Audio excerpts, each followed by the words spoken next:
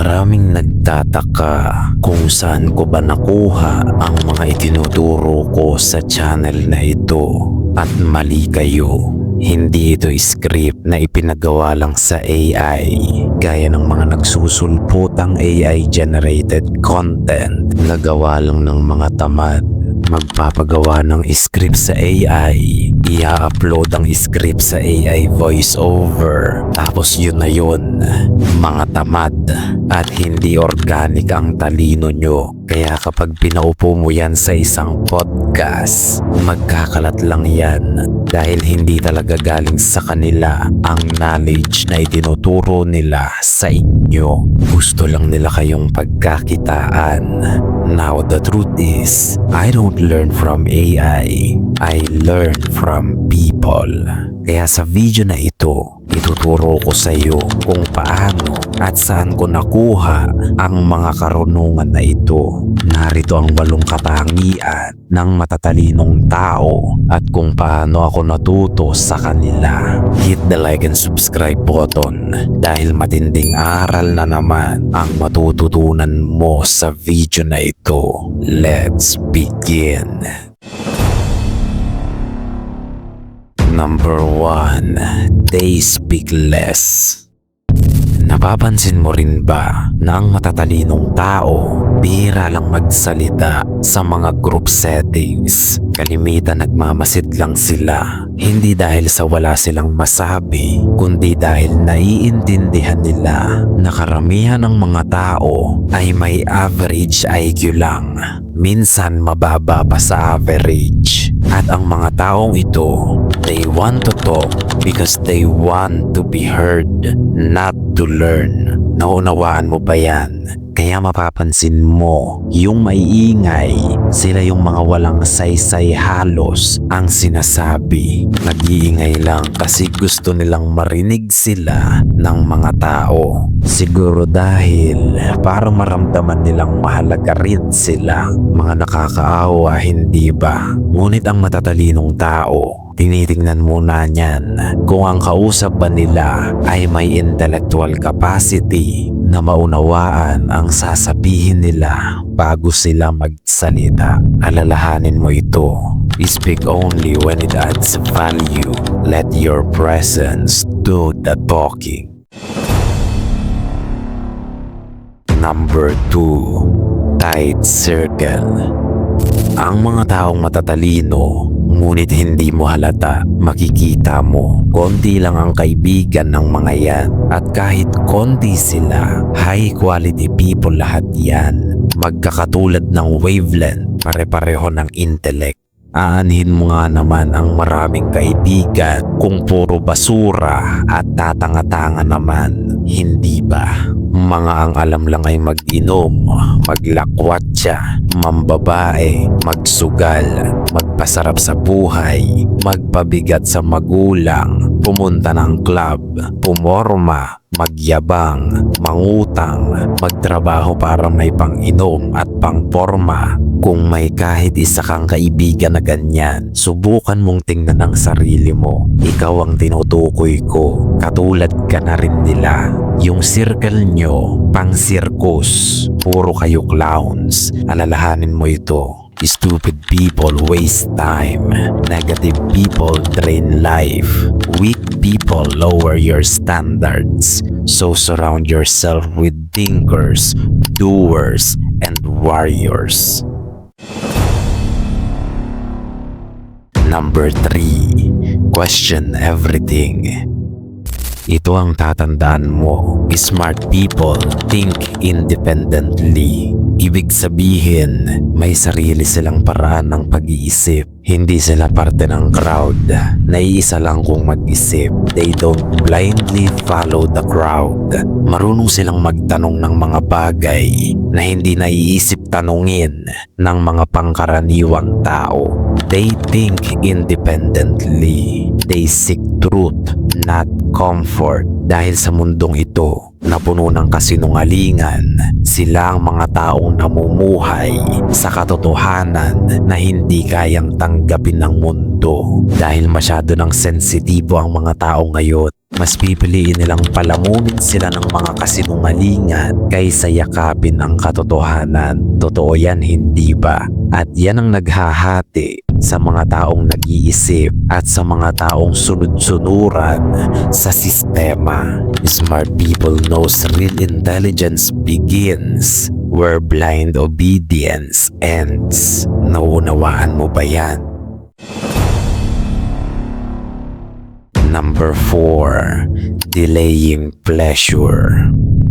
Ang matatalinong tao, hindi mo yan mauuto sa mga instant pleasure at instant gratification. Smart people don't trade long-term peace for short-term highs. Kaya kung mababa ang IQ mo, ibig sabihin, mahilig ka sa mga instant noodles. Tapos aakalain mo na literal ang sinasabi ko dyan dahil mababa nga ang IQ mo. Hindi mo kayang magtiis. Gusto mo lagi nandyan na agad. Gusto mo quick validation at quick rewards. Mga cheap dopamine. Ganyan ang libangan ng mga low IQ na gaya mo. You cannot delay pleasure because your mind cannot handle the pressure. Sinanay mo na ang utak mo sa mga madaliang resulta. Hindi mo nga kayang tapusin ang video na ito hanggang dulo at pagdating doon, limot mo na rin lahat ng sinabi ko. Intellectual entertainment lang ang ginagawa mo niyan. Number 5. Daily mind work. Ang matatalinong tao, araw-araw niyan pinalalakas ang thinking capacity nila. Gaya ng pag-gym, ang muscle natin ay lumalaki kapag na-challenge. At ang utak natin, muscle din yan. At mind work ang nagpapalakas dyan. Gaya ng pagbabasa ng libro na may kabuluhan, pagsusulat ng may kabuluhan, creative planning, brainstorming, creating ideas. Alam mo ba yung law of use and disuse? Sa simpleng paliwanag, ganito yan. Ang isang trait ng isang organismo ay pwedeng ma-develop o ma-diminish. Depende sa dalas ng paggamit niya dito. Kaya kapag hindi mo ginagamit iyang utak mo, baka mawala yan. Kaya gamitin mo na yan at palakasin mo. Kapag nagawa mo yan, you will think deeper, speak clearer, and live smarter. Ikaw rin naman ang makikinabang, hindi ibang tao. Kaya gawin mo na. Number 6. Observant. Ang matatalinong tao, hindi lang yan basta mga thinkers. They are observers. They read the room. They study behavior. They understand the patterns. Kaya sa mga taong low IQ na gusto lagi ay nasa kanila ang spotlight, mga desperado yan.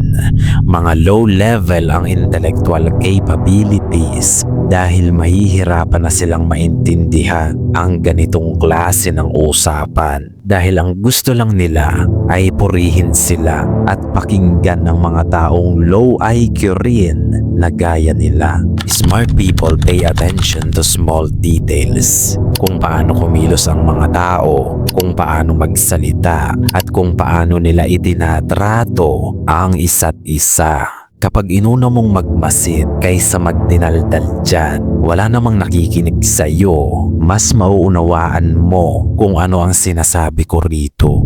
Life gives you all the answers if you will learn to watch. Number 7. Non-reactive.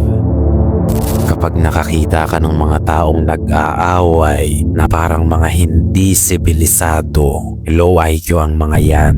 Yung mga nagsisigawan at yung iba talagang idinadaan pa sa social media. Nagpaparinigan. Sobrang bababa ng mga IQ niyan at halos ubos na. Sinong tanga ang magpo-post pa at magpaparinig ng away sa social media?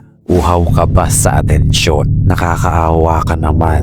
Smart people don't get triggered easily. They pause, they assess, then they respond with intention. Non-reactive ang mga taong may talinong taglay. Kaya kapag ang isang tao ay iskandalosa, alam mo na agad na mababa ang intellectual maturity ng taong iyon.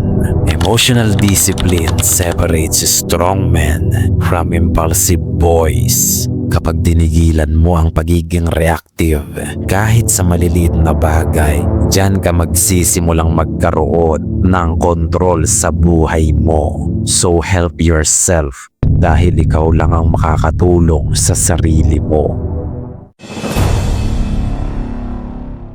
Number 8. Sharp listener.